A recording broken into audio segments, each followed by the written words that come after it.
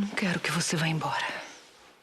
Não parece? A gente não pode ser feliz entre quatro paredes. Por que precisa falar pra todo mundo? Ninguém vai aprovar mesmo. Não precisamos de aprovação.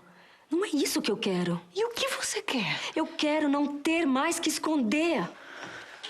Isso é muito importante na minha vida, Marcela. E você na minha. Por toda a felicidade que a gente já experimentou junta.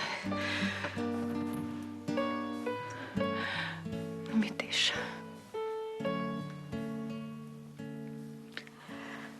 Eu vou pensar.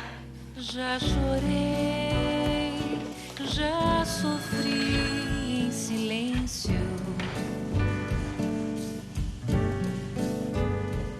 Me escondi